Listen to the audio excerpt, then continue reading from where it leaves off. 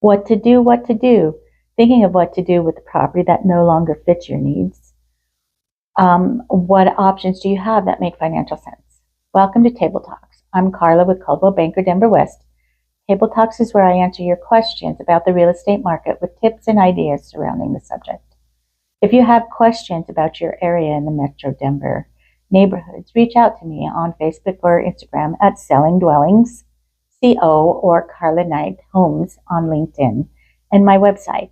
I can answer any questions privately or through another video.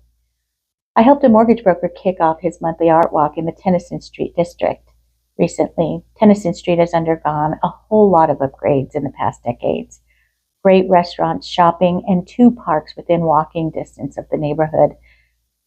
Being moments away from I-70 means you can get anywhere in town in just minutes. So having real estate conversations, helping people move beyond what they know to achieve what they feel like they need, was a great place to do that. I had a gentleman who had purchased a townhome in the area about 2 years ago, thinking he wanted to make a change to a single-family home. He still wanted to stay in the neighborhood, but he didn't really want to sell his townhome. But without selling, the cost might be too much, is what he was thinking. How about a HELOC, I said. He was a little confused, apparently. A home equity line of credit, as I explained, it's like a credit card. You can borrow up to 80% of the equity in your home and use the money as a down payment to purchase your new home. Once you've moved into your new single-family home, you rent the townhome out to cover the financial costs. Combined interest rates of both of the homes may be a little bit higher than average, but the amount of appreciation on both properties will surpass the interest rate.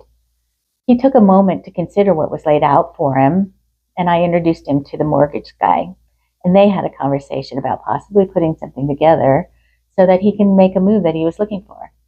My advice to this gentleman is to keep the townhome as he wished, which he purchased almost 2 years ago. If the purchase price was $400,000 into 2022, and we use a conservative 4% number for appreciation and forecast to 2027, you would be sitting on over $86,000, a little more than $86,000 for the appreciation on just the townhome. And if you do the same thing with the single family property, it means you'll make more in your appreciation than any interest that you'll be paying. You'll be making enough to do it all over again and build wealth through real estate. If you're looking into this situation as your option, take a moment to reach out, and I can suggest a couple of mortgage lenders to be sure that you receive the best financing that works for you. This is how you make your assets work for you, by just owning the properties and staying current on your mortgage payments. Home equity lines of credit, or HELOCs, are a great way to do that.